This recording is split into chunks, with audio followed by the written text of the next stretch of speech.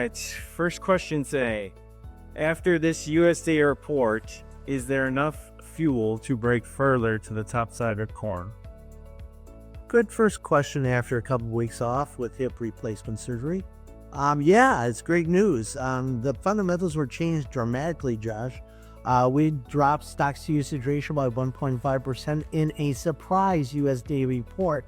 They usually don't mess with December ending stocks hardly at all, which begs the question, is there more surprises coming in January? I have a tendency to believe that the USDA is preparing us for a further drop. At 1.7 billion bushels, that equates to 450 corn, 480 topside, 420 maybe, in that range. The risk, however, is dropping below 1.5 billion bushels, and we're very close to that now. A little bit of weather problem in South America, a little bit of weather risk here in the U.S., and continued good export and domestic demand, and we could be there very quickly and see $5+ corn. It is potentially there. Okay. All right, next question. Inputs are getting better and Trump should help there. Any hope of land prices and rents coming down? I don't see land prices coming down. We have a finite number of acres to grow here in the U.S. That finite number of acres is shrinking every year with urban sprawl. So I don't see it coming down at all for price of land in the U.S. What was the other part of the question, Judge? Oh, rents. Rents. Hell no. Competition, too much. People, we're going to need more and more food in the world as long as we continue to reproduce at the rate we're reproducing in the world. And that means good demand overall, long term, and any kind of issue, prices go crazy, people make a ton of money. And therefore, I see rents not coming down. I would just add, just having been in real estate, I see the same thing happening with farmland as I saw with homes.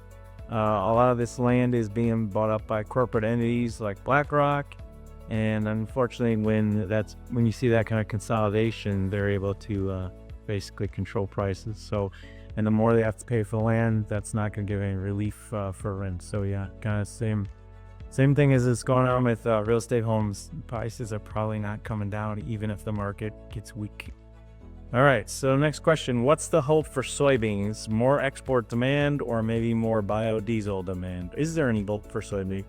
I think the second question is a better question. Right now, is there any hope? We need a weather issue in South America. We need a production cut somewhere in the world. Demand just isn't keeping pace with the millions of acres that the Brazilians have cut down from jungles to turn into soybean crops. That will take some time before fundamentals get to the point where we need more production.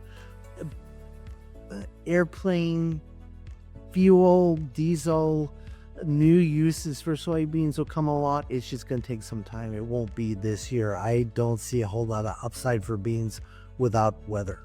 Yeah, absolutely. I've been long corn futures. What's a good target to take profit? Anytime you have profit, it's a good time to take profit. I think one of the things you can look at that would be kind of smart, if you have long futures, right now we're looking at taking profit at key technicals, watching the funds. If they get longer, we hold off, but if not, we'll take profit on the futures and replace it with like a sold put above the market and bought put below the market, cutting the risk down to almost a low fixed risk, let's just say.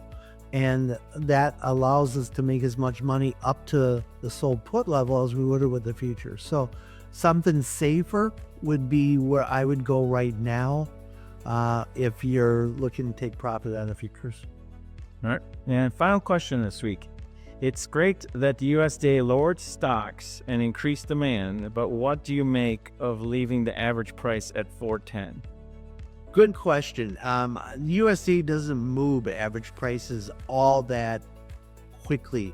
We have to have sustained selling prices above $4.10 to be able to move that. Now, in the beginning of the year, you have no sales made, right? So the first sales can move the average cash price quite a bit. You're above 460, for example, where it's starting, and you're selling the first 20% of the crop at $5, you're going to move it higher pretty quickly.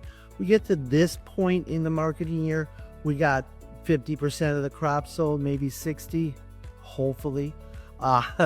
Maybe a little bit less this year than normal, but it makes it a lot harder to raise that price just because there's a bunch sold at a lower price. So I don't see going forward the USDA raising 410 above 440 unless we have drought. Okay. All right, that's it for this week. Thank you, everyone.